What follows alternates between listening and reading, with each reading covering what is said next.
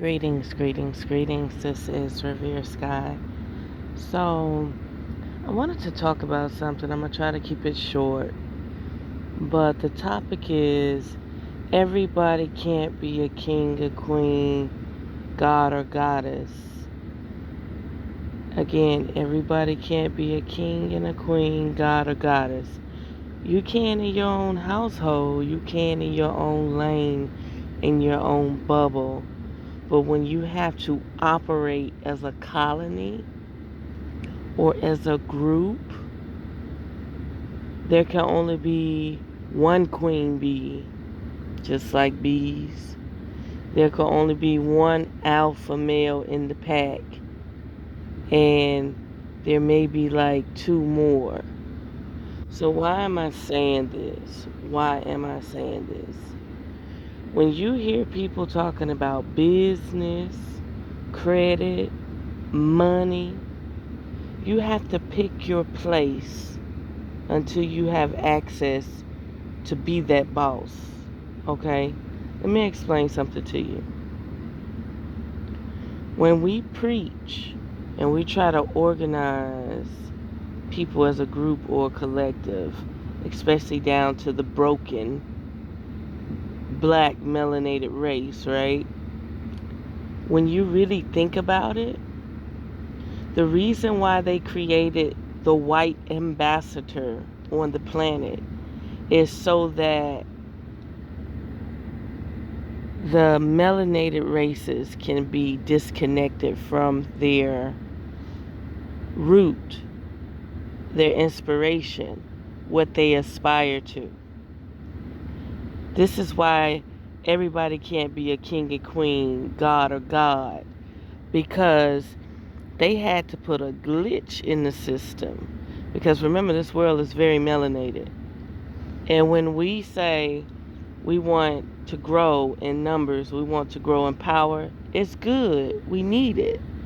But at the same time, you need that person that's going to mop that floor, clean that toilet, while you use your brain and calculate and think.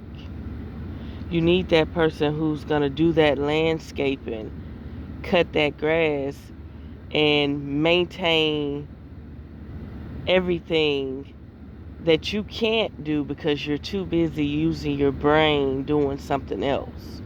See, if we want everybody to be kings and queens, gods and goddesses, everybody's going to have to maintain their own household. But there are people out there that need govern governmental assistance, meaning they don't have the competence and they are incompetent, or they're too lazy, or they don't see a way or any potential for them to fend for themselves. Okay? You're no stronger than what you want to be in your own household. You're no stronger than what you want to be in your own household. So you may be the king of your castle. You may be the queen of your castle. You may be the god or goddess within your circle. But when it really boils down to it,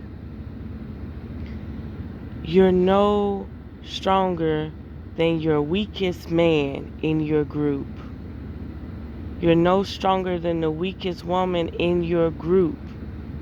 And one thing about it, you cannot collect millions of dollars if other people around you are incompetent to the fact. I mean, if they're not incompetent to the fact, your skills will get you paid. But if your skills is known by everybody, then the demand is lower, or the demand can become higher. I'll give you an example. Down south, you need people to cut the grass, especially in Florida. You need people to cut the grass 365 days a year, because the grass gonna always grow in Florida. In that process, let's say, for instance, Jacksonville got 1,000,000 square miles. Jacksonville got a million square miles. So you're going to have at least 20 lawn care services in each zip code. Okay? In that process, these lawn care services become in demand. And when they become in demand, the price go up. But if you have 100 or 200 lawn care services within one zip code, the prices get lower because everybody got to eat. Everybody got to maintain their business.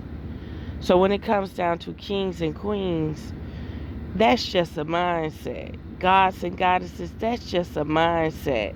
That's to keep you above the rest mentally, because you cannot thrive in this world unless you are strong mentally. You got people walk around that look up to people, and you got people that walk around who look down on people, and you got people that walk around that respect each person as if they would respect themselves with their own reflection.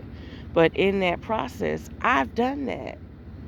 I've tried to respect everybody as if they were me, my own reflection. But you can't always do that. You're going to have people that have more wisdom and more knowledge that you can look up to, that can teach you, that can be a role model. And you're going to have people that you have to figure out what they're good at. What can they do? How can they benefit you? Because you're going to have people that seem like a waste of energy or a waste of a human skin, right? And these people don't really know what to do with themselves. And you have to be the brains to put them in a cycle to get them to start benefiting themselves. And not only benefiting themselves, they got to benefit you. Think about it. If you have a person that come around you and you're working in your garden and you're putting trees in the ground, but they want to sit around you and drink and tell you to always take a break, how does that person benefit you? And where are they on the totem pole? Where are they on the totem pole? Can you really enhance their life by calling them king or queen and all they want to do is sit down and drink and tell you to take a break? Think about it long and hard. You got people who would rather get a job fixing burgers and working at fast food restaurants and hoping that they turn and get a raise and become a shift leader and hope they become assistant manager and hope they become a manager and hope they become a general manager. You have people that go through these cycles, okay? And then you have those people that say, you know what? I can read, I can write, I want more skills. What are they doing? They're putting their godly nature where they want to accommodate or have more, to receive more. So the person that's mopping the floor and cleaning the toilet, not saying they're not needed, but they are a god or goddess in their own lane. They are a king or queen in their own lane. You got a lot of people that do jobs and do work, and they can't even perfect it. They're just there. They're like docile. They're like a zombie just living. And you have to understand, when the world is a lunatic asylum and a lot of people are docile and incompetent to what's really going on around us. So as much as we try to teach people, try to wake people up, try to remind them of their powers and who they can truly be inside and out, there is a place for everybody. Everybody does not have the mental capacity to do other things. You got teachers that can teach out of a book, but they can't operate a computer, and their brain won't even allow them to operate a smartphone or a computer. You got teachers that can write on the blackboard, but don't like the dry eraser board. You got teachers that believe in old school stuff and can't even convert to the new school stuff, but they can teach you about the history that they were programmed to teach you. Understand this. Understand this clearly. Your king and your queen, your god and your goddess, when they step out into the world with other people, they are no longer that king, queen, god, and goddess. They are an ambassador. They are a communicator. And a lot of people can't even communicate. They lack communication skills. They don't even know how to explain to the doctor what's wrong with them. If they say, what's your pain, 1 through 5 or 1 through 10? Is it sharp? Is it a pinch? Is it an itch? What is it? They can't even explain this type of knowledge. They can't even explain about themselves. You could ask a person, how do you feel when you have to pee? I ask many people this. I say, what triggers your body to tell you have to pee? What censors your body? Guess what most women say censors their body to tell them they have to pee? Their stomach hurt. That's right. If you ask a woman, say, how do you know when you have to pee? She'll say, oh, my stomach hurt. How do you know when your period on? Oh, my stomach hurt. People cannot even explain their bodily functions. They can't say, well, my clitoris gets sensitive and I get this urge that signals me that I have to pee.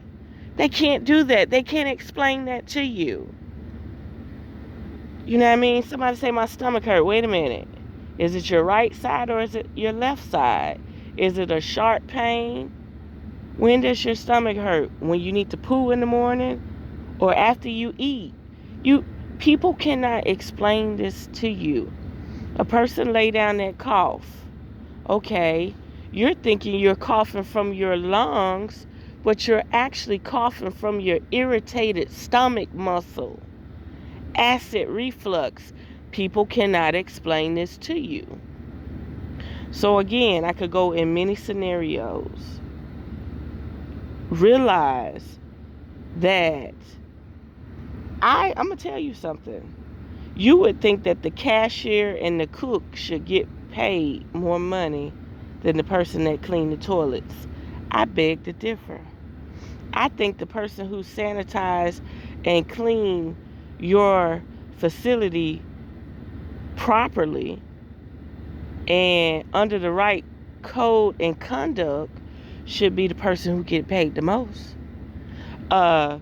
A chef coming into a sanitized, clean kitchen every day is better than a chef trying to clean and sanitize the kitchen every day. Why would you want your cashier to go in the bathroom and refill the toilet paper and the tissue and clean the commode and mop the floor? Do you know most people who mop the floors will mop the bathroom, the urine, the piss, the feces, and then they will take the mop and mop their way out of the bathroom, down the kitchen floor, all the way to the back of the house to the kitchen? Do you know that? Do you know that they will use the same mop water, the same mop bucket to clean that bathroom and to clean behind the cash register? Think about it. Subway. Think about Subway for example. Subway people will mop them bathrooms, mop the lobby, go behind the counter where a spoon, a fork, anything could fall on the ground. They're going to mop that area. They're going to mop the manager's room and the prep station area with the same fucking mop. And y'all want to tell me that everybody's a king, a queen, a god, and a goddess? There's no fucking way. There's too many discrepancies. There's too much incompetence. Okay. I'll give you another example. It doesn't matter. An African taught me this. An African that didn't eat pork. It doesn't matter if a person at Subway changed their gloves. If you don't tell them to go and get fresh vegetables from out of the stored prep section, listen, y'all. What does Subway do when they have to fix your food? They wear their gloves, they change their gloves. If they are going to change them, you have to ask them. They get your bread, they cut it with a knife. Sometimes they have 100 knives, sometimes they just have 2. They cut your bread. They ask you if you want cheese. Then they ask you what protein you want, what meat you want. After that, they take you down to the veggie section with the same gloves that they got the meat and cheese and put your veggies on it. They never change their gloves. Understand this. You are being exposed on so many levels to things that on an unconscious level you do not agree with. That African lady showed me something very important. She said, change your gloves, get me new lettuce, get me new spinach, get me new everything. Because she knows that they put that meat and cheese on that sandwich first and take those same gloves and contaminate all those vegetables. That's right. So I'm just letting you all know, everybody can be a king or queen, a god and goddess in their own lane. But if you're not observing this world, if you're not paying attention to this world, you're going to have problems. A lot of problems. We need observers, people who pay attention to the workforce and how it's done, who acknowledge things, not just do, but actually observe and how to correct it and make it better. Do you know how far this system has to fall to correct everything that I've possibly observed? I've seen myself in cycles where I'm like, how on earth can I be a god, a goddess, a king, or a queen? And I'm in this loop. I'm in this cycle, and I have no business being in this loop or this cycle. You really have to be mindful of that. You really have to be mindful of who you attracted to your life. There's a guy who ordered a package from me. He ordered the package from me and went to jail for 8 months. He got out. He said, where's my package? I said, what you mean, where your package at? I said, you should have your package. It should be delivered. That was 8 months ago. So he went and checked with his roommate, and the man gave him his package, held it for 8 months. The man called me back 3 months later after that and said, oh, thank you for all my stuff. I got my package. Now, this is a red flag, right?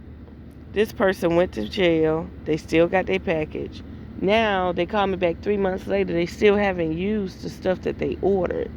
Then they call me back 5 more months later, and they're still asking me questions about the stuff that they ordered. Listen to me, people. Listen clearly. We are dealing with a level of incompetency, not just laziness, not just I don't want to do nothing. First, you have to think about the food you eat, what you're consuming in your eyes and in your ears, what is vibrating inside of you, because you don't understand how incompetent this world is. Heck, I even catch myself in cycles where I'm like, wait a minute, why am I doing this? Observe this better. Change the variable. Change the scenario. Get out of that cycle.